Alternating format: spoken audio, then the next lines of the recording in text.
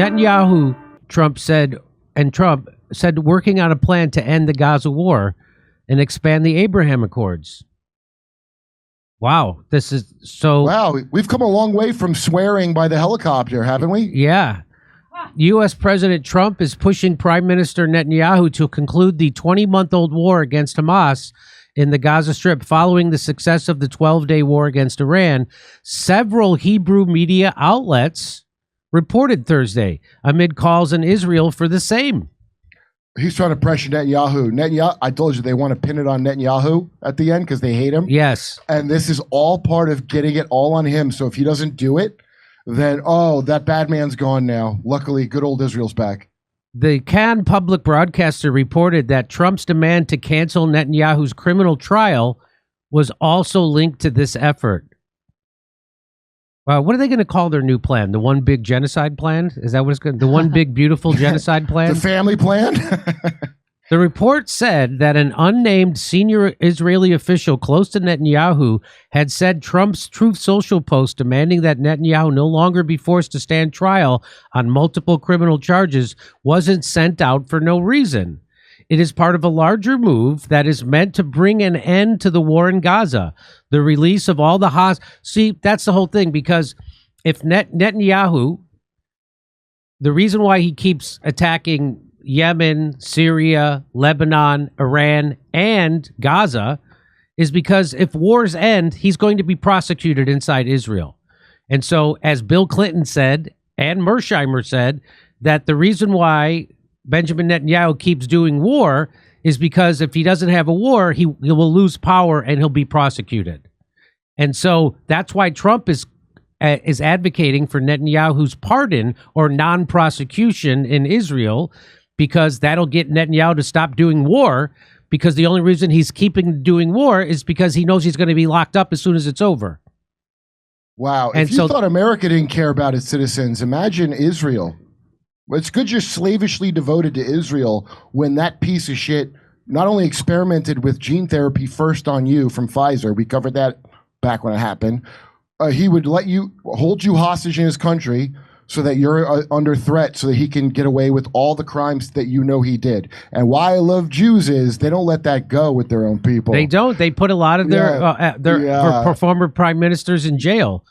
Never forget means they ain't going to forget what he did. So according to the source, Trump published that statement to prepare public opinion in Israel for a pardon process for Netanyahu. So just to let you know, I would sooner trust Diddy to give me a back rub than Netanyahu to foment peace.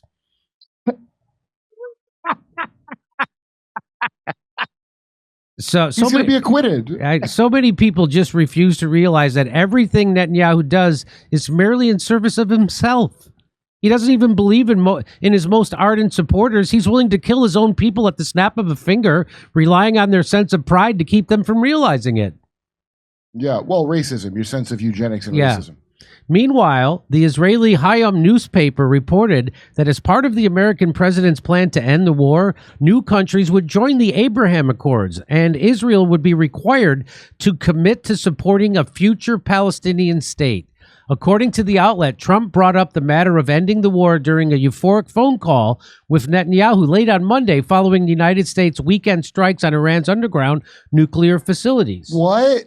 Why does it say euphoric like they said that to them in the interview? Is it nothing gets me more euphoric, Kurt, than hearing about the baby steps of World War III rattling the rafters of the world?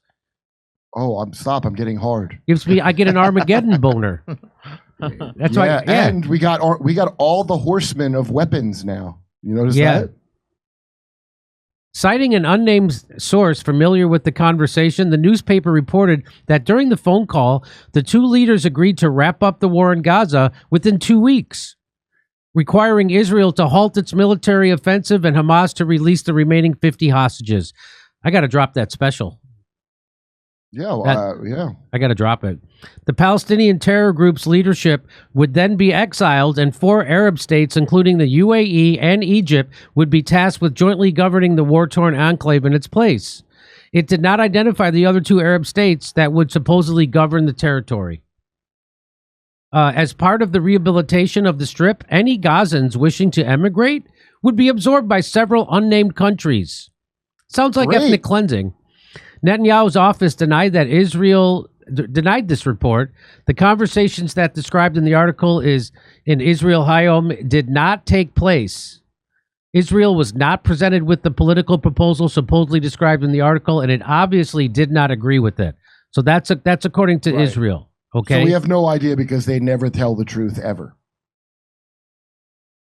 Arab states have repeatedly asserted that they will not take part in the post-war rehabilitation of Gaza absent Israel's acquiescence to the Palestinian Authority, gaining a foothold in the Strip as part of a pathway to a future two-state solution, a demand that until now Netanyahu has flatly rejected. Moreover, Hamas's leaders have also long rejected demands to go into exile.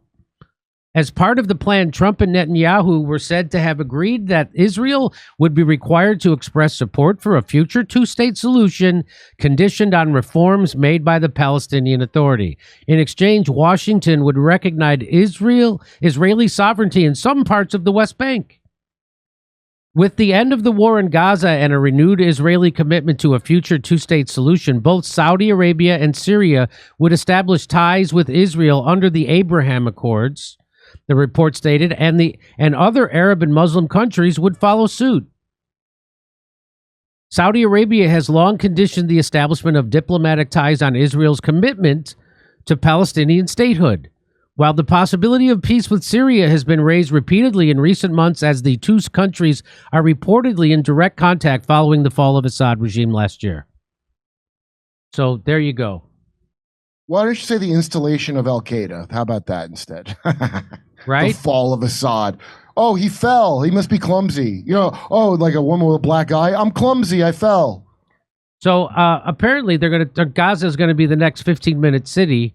And by that, I mean every hospital is going to stay up for just 15 minutes. Here's one more.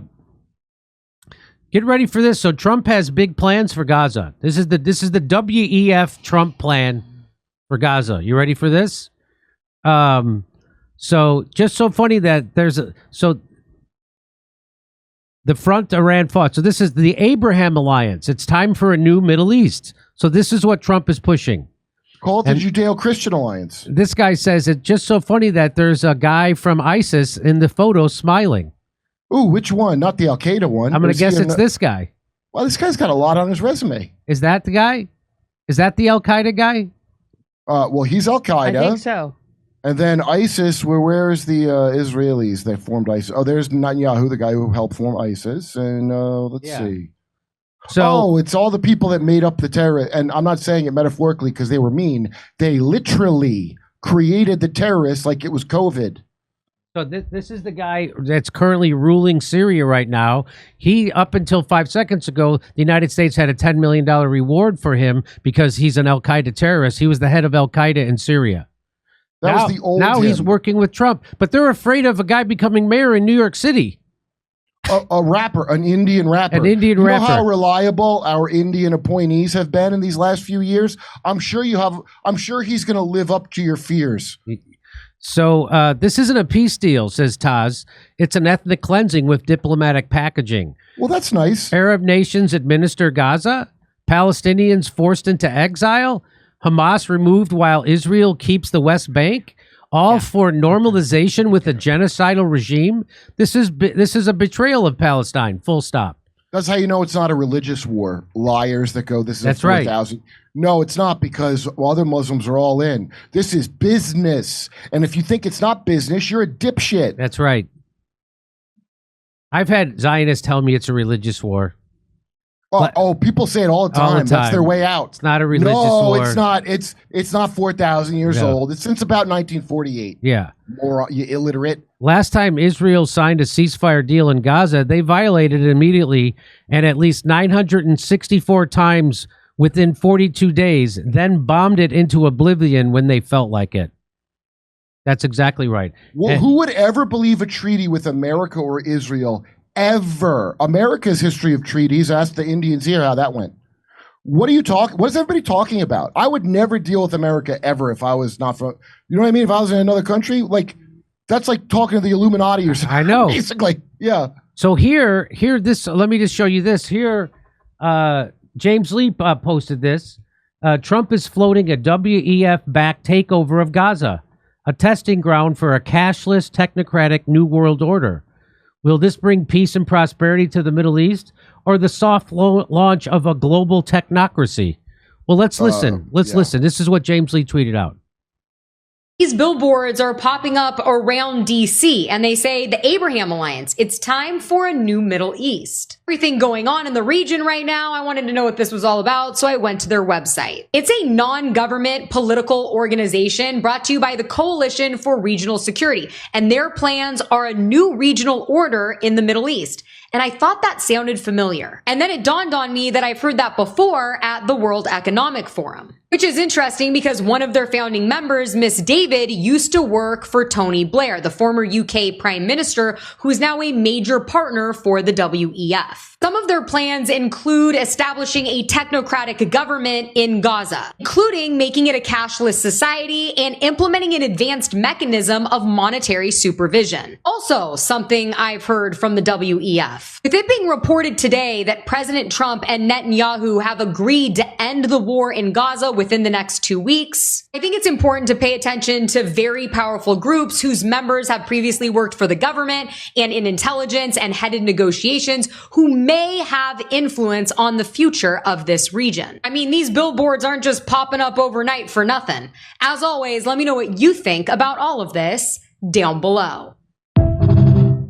So there you have it. It's a WE plan to it's their test city. Oh, I guess when people go to the WEF and talk and deal with them, they're part of the thing too. I guess that's what that means, doesn't it? Yeah, that's what that means. So there you have it. Mm-hmm. They're a cashless society. Fine. Well, we're already there. I use my phone to pay for things. It's not a soft launch. It's a hard launch. We have the soft launch. That's right. It's a hard launch. It's worse than China. And Americans are too stupid to even know that because they never went to China and don't know shit about China. All the information comes from the Epic Times, a Falun Gong cult. You know that? Yep. I learned that from Aaron. I know that. Epic Times does some good work, but they are definitely what Kurt just said. Yeah, well, you just got to know the biases up front. I think everybody understands that, but nobody wants to tell you, and nobody wants to lay it out for you. But liars will tell the truth sometimes because they have an overall lie they're working towards. Yeah. Hey, come see us on tour. We're going to be in Toronto, Red Bank, New Jersey, Northampton, Massachusetts, Concord, New Hampshire, Oxnard, California, Rutherford, New Jersey, New York, Edmonton, Calgary, and Vancouver. Go to jimmydore.com for a link for tickets.